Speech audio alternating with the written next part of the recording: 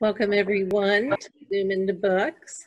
We're here this afternoon with award-winning author Susan Harper, and she's going to be talking about her book this afternoon. Take it away, Susan. Thank you, Kathy. Good afternoon, everybody. Happy Friday. So I'm really excited to read my book to you, Maple Leaf Adventure. I am Susan Harper. I live in West Virginia, and I wrote this book 20 years ago for my daughter, Emily, when she was just a little baby. And I wrote this story on the back of a file folder one day, stuck it in a drawer, and 20 years later at an event with my family, I was encouraged to complete my story, find some art, and prepare a book and have it published. So I'm very excited to say I did tackle that bucket list item, and I now have my little Maple McHenry Maple Leaf Adventure, A Journey in the Wind. So when I wrote this story, I wanted it to be very descriptive and colorful and full of a lot of just beautiful scenery, so I could sit down and I could point to Emily or any child and point out colors and shapes and objects as we read through this story, which has a surprise ending. So I'm going to share my story with you. If you have questions along the way, I'd love for you to give those questions for me in text chat, and Kathy's going to monitor your questions and I'll address them throughout the presentation. So once again, sit back, relax, enjoy the story, and once again, if there's anything that you want to know about in the story, just put it in text chat. So here we go. Maple Leaf Adventures, A Journey in the Wind. So once again, I wanted to dedicate my book to my children Emily and James. I'm happy that my son didn't get jealous that I actually wrote it for my daughter. He didn't exist at the time, but I did dedicate the book to both of my children, who are now ages 23 and 21. So let's get started. One beautiful, brisk fall day, Maple McHenry gently fell to the soft green grass beneath his summer home. You see, he's a maple leaf. So look at your story and look for Maple McHenry. He fell out of his tree and he's down there near the water sitting by that rock. How many mushrooms can you count? Do you see mushrooms? I do. I see 1, 2, 3, 4.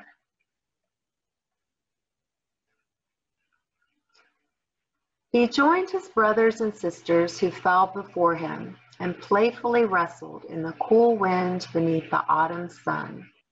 Betty Birch, Oliver Oak, Emily Elm, Chestnut Charlie, and Locust Laura joined in the fun. So there are all of his friends. In the very middle, you see Maple McHenry. And then you see 2 of his friends to the left and 3 of his friends to the right. So how many of his friends are yellow? 1, 2, 3. Looks like they're having lots of fun. And does this look like West Virginia? Does this look like where you live with the green and the mountains and the water? After playing with his friends, he floated in the wind to a lovely flower garden. All summer, Maple McHenry admired his lovely flower garden from his twig on the limb of a branch of the magnificent maple tree. So, did you know that the cardinal is West Virginia's state bird? I believe it's also the state bird for Virginia if you live close to Virginia.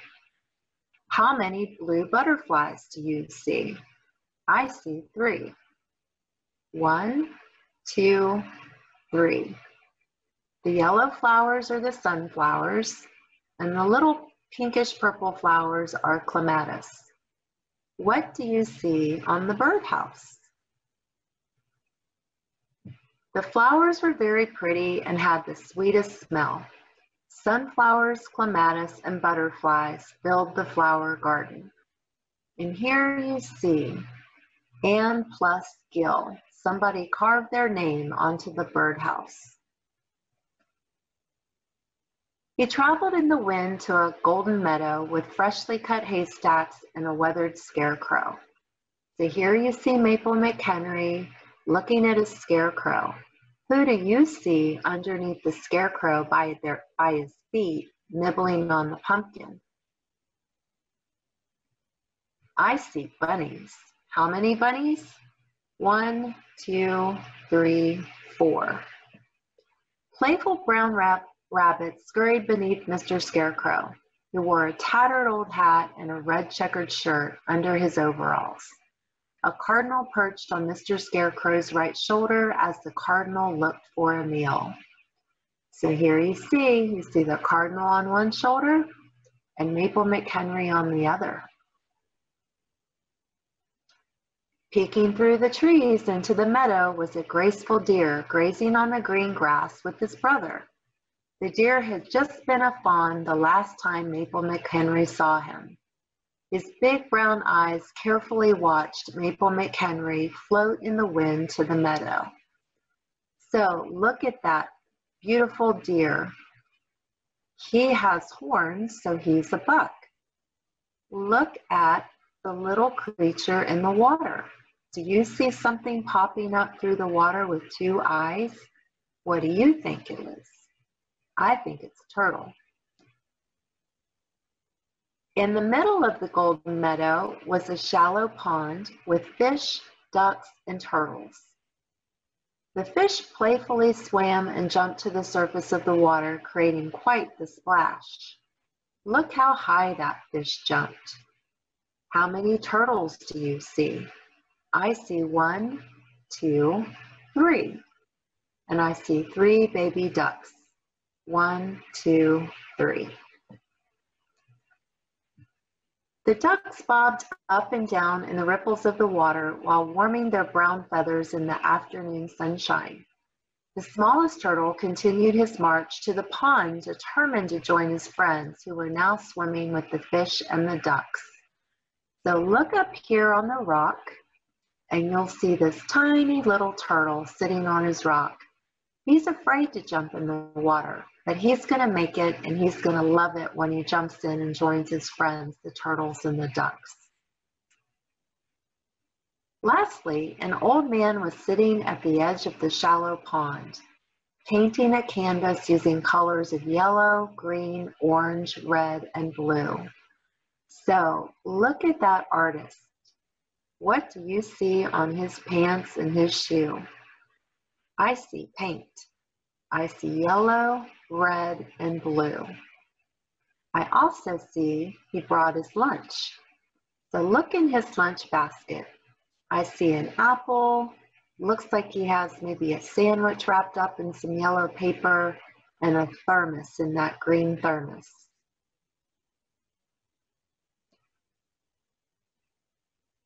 He smiled as he dipped his paintbrush into his bucket of water and dried his brush with his colorful towel. His picture was now complete. Curious, Maple McHenry floated around the back of the old man to see. So you see Maple McHenry, and he's sitting on that bucket on top of that colorful towel. I see more mushrooms. How many mushrooms do you see? 1, 2, 3. He had to admit his painting was extraordinarily beautiful. You see, he was painting Maple McHenry and his magnificent maple tree.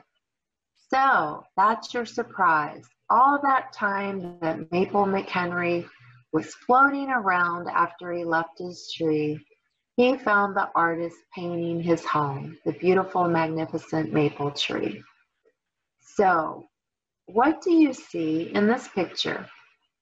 I see the cardinal. I see 3 mushrooms, 1, 2, 3, and I see 4 of magnificent Maple McHenry's friends. 1, 2, 3, way out there in the distance, 4. 4 leaves that fell to the ground just like Maple McHenry. Did you know The maple leaf is the national symbol of Canada. Do you know where Canada is? It's the country directly above the United States. Carthage, Missouri is nicknamed America's Maple Leaf City. Do you know what your city is called? Maple trees can grow to a height of 33 to 148 feet. Do you have any maple trees in your yard? Maples produce fruits called Samaras. We know them by maple keys or helicopters, polynoses, or whirlybirds. Have you ever tried to catch one falling from the maple tree? I call them helicopters. What do you call them? You can find maple trees in Europe, North Africa, and North America.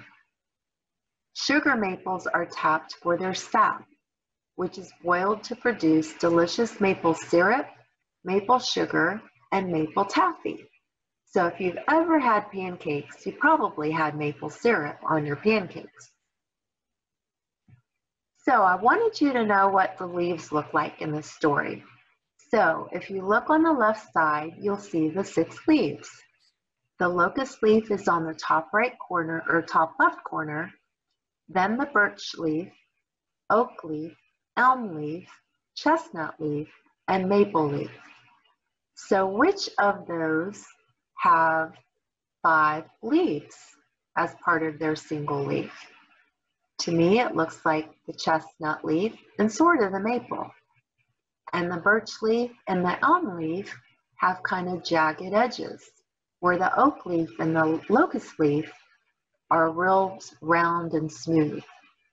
So go outside and look at the trees in your yard and see if you have a locust, birch, oak, elm, chestnut, or maple tree. So here's some definitions for you, all about leaves. Pollen. Pollen is a fine to coarsery powdery substance comprising pollen grains. Do you go outside in the springtime and sneeze? If you do, it's probably because of the pollen. Samara. Samara is a winged nut containing 1 seed. So once again, that little helicopter that falls out of the maple tree, that's the Samara. That's the fruit that comes out of the tree. Sap. The fluid, chiefly water with dissolved sugars and mineral salts that circulates in the vascular system of a plant. And remember, we use that sap and we boil it to make maple, all kinds of maple things. Maple candy, maple taffy, maple syrup. Tone wood. Tone wood is a specific wood variety that possess tonal properties that make them good choices for musical instruments, especially acoustic stringed instruments. So let's go look at some instruments. Did you know that these instruments are made of maple? Musical instruments are often made of maple, as maple wood carries sound waves well. Therefore, maple wood is a tone wood. The back, sides, and necks of most violins, violas, cellos, and double basses are made of maple. I thought that was pretty cool. As maple is a heavier wood, few guitars are made entirely from maple. Well, why would that be? It would make your guitar too heavy. So many guitars have maple necks, tops, and veneers. Drums are made from maple too. So how many of you out there today play a musical instrument? What do you play? And are any of those instruments made of maple? Do you play the violin, cello, double bass, guitar, drum? So today what I'd like for you to do is go outside, find your favorite tree, find your favorite leaf, and put a little ribbon, a shoestring, something nearby that leaf. And then every few days or so, go and check on your leaf and see how it's changed. In a month or so, it's going to start to change colors. Will it turn yellow, orange, red, brown, or will it just stay kind of green and fall to the ground? And also this weekend, go around your house and look for all the things that are made out of wood. You might be surprised. On the back of my book, you'll see that some of my friends wrote something about this book. The first one is another author who is a publisher, or who is also an author for Kathy, our publisher today. So Diana said, "What a happy and colorful story. I think little ones will be in awe of the colors and the pattern of travel of the maple leaf. One can easily picture each scene that is beautifully described by this author." Do you know what that is called on a book? It has a funny word. It's called a blurb. B-L-U-R-B, blurb. So my Aunt Robin from Virginia, she's a retired elementary school teacher, she wrote, "Delight in this whimsical tale of life is seen from the perspective of a maple leaf. Luxuriate in the rich, warm tones of existence in the American countryside. Relax, get comfy, and enjoy the ride." And my former neighbor, who's the president of Waynesburg University in Pennsylvania, not far from where we live in West Virginia, he said, "This beautifully illustrated story is about an autumn journey as seen through the eyes of a maple leaf. It is a delightful reminder for all of us it's a delightful reminder to all of us about the beauty that we see on our daily journeys, if only we take the time to look." So that's what I want you to do today or this weekend. Go outside and look. Look at your leaves, figure out what leaves go with what tree, what kind of tree it is, and then find a special leaf that you can watch how it changes over the next several weeks. So that is my book, and I'll see if you have any questions for me. All right, I want to know, tell us how COVID-19 has affected your schedule, and do I visit schools either in person or virtually? Well, my book is a very, very new book, and I just went to a school in February, it would have been in February, and read my first book to a school here in Fairmont, West Virginia. I had a wonderful time. It was so much fun, and I really did enjoy it. And then unfortunately, COVID struck, and the schools are all closed, and I wasn't able to get to any more schools. But we do want to do some virtual presentations at school. So it is something that once school starts back, we're going to try to do some virtual book readings. And I think that'll be a lot of fun. Yes, I have a question. Is there an activity book to go with the reading book? There is. So here is the book, Little Maple McHenry. And we also have an activity and coloring book. So for instance, you can color, you can do a maze. I have a word search in here as well. I also have a little map. So for instance, when you color the picture, you have to do the math first. Let me find that page for you. So for instance, let's say that 3 plus 3 is 6. And I might say that when you find that, and how funny, there we go. So 6 is the color gray. So whatever you would find that equals 6, you would color gray. So that's going to be a rock, for example. So anyway, you get to do a little math and color all at the same time. So lots of fun things to do in the activity book. So I thought that would be a good partnership with the book as well. Should have been a teacher. So Kathy says, I see we're the winner of Dancing with the Stars Marion County. Tell us about that. Happy to. So a couple of years ago, my girlfriend, who is my neighbor and been a good friend, her children and my children went to school together, and she had asked me to do a fundraiser, and you raise money for United Way to help your community. But it's a competition called Dancing with the Stars, just like it is on television. So you learn how to dance and you do your dance, but in the 4 months leading up to the event, you raise money.